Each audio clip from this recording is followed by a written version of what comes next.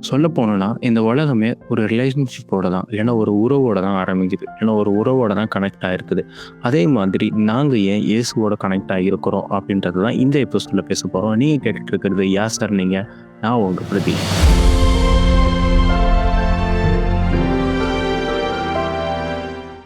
வேதாகமத்துல ரொம்ப அழகா கொடுக்கப்பட்ட ஒரு விஷயம் என்னன்னு பார்த்தீங்கன்னா, அது உறவு மட்டும்தான். ஏன் சொல்லப்போனா, வேதாகமமே ஒரு உறவால தான் சூழப்பட்டிருக்கு. கடவுளும், மனிதனும்.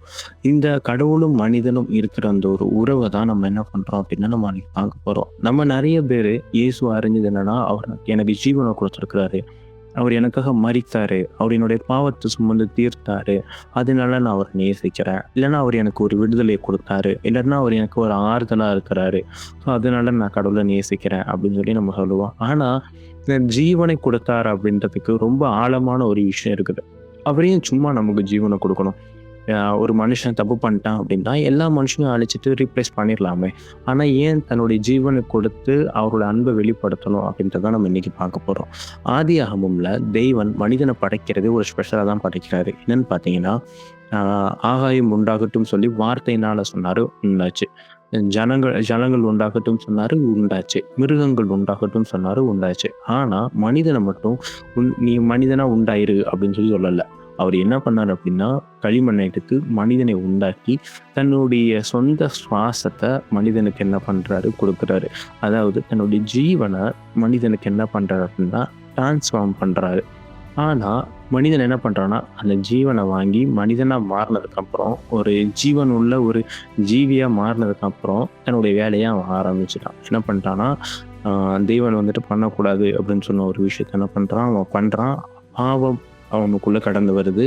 அந்த ஜீவன் என்ன ஆகுது அப்படின்னா, கரைபட ஆரம்பிக்குது. இந்த கரைப்பட்ட ஜீவனை யாராலையும் என்ன பண்ண முடியாது? ரீப்ளேஸ் பண்ண முடியாது. மனுஷன்னு நினைச்சா கூட அந்த ஜீவனை என்ன பண்ண முடியாது? ரீப்ளேஸ் பண்ண முடியாது. ஏன் அப்படின்னா, அது யார் குடுத்தாங்களோ, அது அவங்களால மட்டும்தான் என்ன பண்ண முடியும்? ரீப்ளேஸ் பண்ண முடியும். உதாரணத்துக்கு நம்ம சொல்ல போகணும் அப்படின்னா, நம்ம ஒரு சாதனம் வாங்குறோம் அப்படின்னா, அந்த சாதனத்துல ஏதாவது ஒரு விஷயம் போயிடுச்சு அப்படின்னா, நம்ம ஏதோ ஒரு கடையில கொண்டு போய் குடுத்து அத சரி பண்ண முடியாது. அது எங்க வாங்குனோமோ அங்க கொண்டு போய் குடுத்து, அந்த நம்ம என்ன பண்றோம்? வாரண்டி கிளைம் பண்ணி, அவங்க அந்த சாதனத்த என்ன பண்றாங்கன்னா, ரீப்ளேஸ் பண்ணி தராங்க. அதே மாதிரி தான் தனக்கு கொடுக்கப்பட்ட ஜீவன ரீப்ளேஸ் பண்ணணும். இல்லன்னா அந்த அழுக்காக்கப்பட்ட ஜீவன ரீப்ளேஸ் பண்ணணும் அப்படின்னா, அது கடவுளால மட்டும்தான் முடியும். வேற யாராலுமே முடியாது.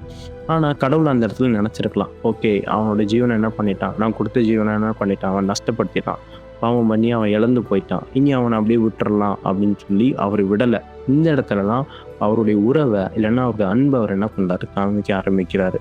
தன்னுடைய சொந்த குமாரன இந்த உலகத்துக்கு அனுப்பி நஷ்டப்பட்ட இல்லன்னா அந்த கரைப்பட்ட ஜீவன அவர் என்ன பண்றாருன்னா, கேரி பண்ணி சிலுவையிலே என்ன பண்றாருன்னா, அந்த ஜீவனை விடுறாரு. அந்த ஜீவன் என்ன ஆகுது அப்படின்னா, அவர விட்டு பிரியுது. அதாவது அழுக்கான ஜீவன் அவர விட்டு பிரியுது. யோவான்ல இப்படி ஒரு வசனம் வாசிக்குது. அவருக்குள்ளே ஜீவன் இருந்தது. அந்த ஜீவன் மனிதனுக்கு ஒளியாய் இருந்தது அப்படின்னு சொல்லி வாசிக்கிறோம். அவருக்குள்ள இருந்த ஜீவன் தான் மனுஷனுக்கு ஒளிய கொடுக்க ஆரம்பிச்சுச்சு. அதுக்கான அதுக்கான ரீசன் என்னன்னா, அந்த ஜீவன அவரு களைஞ்சு போட்டுட்டு, அதாவது அந்த அழுக்கான ஜீவன அவரு மாமிசமா அந்த மனிதனா அந்த உலகத்துக்கு வந்து அத மாற்றி போட்டுட்டு, மனிதனுக்கு என்ன பண்றாரு அப்படின்னா, புது ஜீவன என்ன பண்றாரு?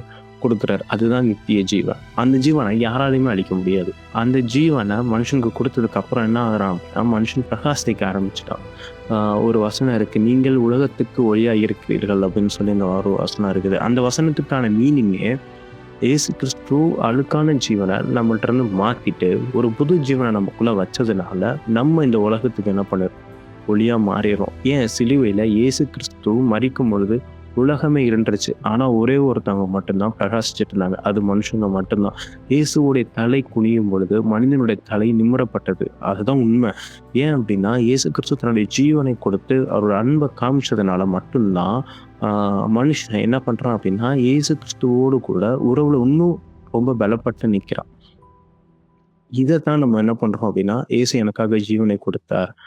அதனால நான் அவர நேசிக்கிறேன். இல்லன்னா இயேசு எனக்காக மரித்தார். அதனால நான் என்ன பண்றேன் அப்படின்னா, நான் லவ் பண்றேன். நான் அவரோடு கூட நான் வாழணும்னு ஆசைப்படுறேன்னு சொல்றதுக்கான ரீசன் இல்லன்னா, நாங்க எல்லாமே அவர ஃபாலோ பண்றதுக்கான ரீசன் இது மட்டும்தான்.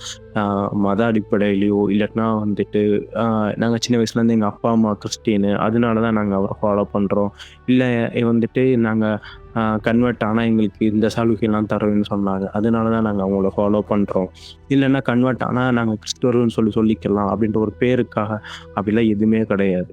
இந்த உலகத்தில் எதுங்க நம்ம காதல்னு சொல்லிட முடியும்? இந்த உலகத்தில் நிறைய ரிலேஷன்ஷிப் இருக்குது. என் ஒய்ஃப் ஹஸ்பண்ட் இருக்காங்க, அப்பா புள்ள இருக்காங்க, அண்ணன் தங்க இருக்காங்க, ஃப்ரெண்ட்ஷிப் இருக்காங்க.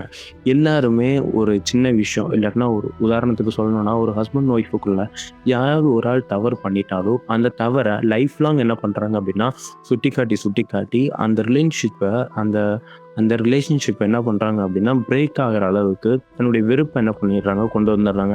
அப்படி இல்லாட்டினா ஒரு ரிலேஷன்ஷிப்பில் அவன் பண்ணுறது எனக்கு பிடிக்கல, நான் பண்ணுறது அவனுக்கு பிடிக்கல, அவனுக்காக நான் மாறிக்கிறேன், இல்லைன்னா எனக்காக அவன் மாறணும் அப்படின்னு சொல்லி ஒரு எதிர்பார்ப்போட நம்ம ஒரு ரிலேஷன்ஷிப் என்ன பண்ணுறோம். இந்த உலகத்தில் நிறைய விஷயங்களை நம்ம பார்க்குறோம், நிறைய டிவோர்ஸ் வந்துட்டு நடக்குது. ஆனால் ஒரு கடவுள் பண்ண தப்பு எல்லாம் நம்ம, அவரு கொடுத்த ஜீவனை நஷ்டப்படுத்தினது நம்ம. ஆனால் இருந்தாலும் நம்மளை மறுபடியும் அவரோட உறவுல சேர்த்துக்கொள்ளணும்னு சொல்லி தன்னுடைய ஜீவனையே அவர் ரீப்ளேஸ் பண்ணுறாரு அப்படின்னா, இதுக்கு மேலே நம்ம எந்த ஒரு கடவுளாங்க நம்ம பார்க்க முடியும்?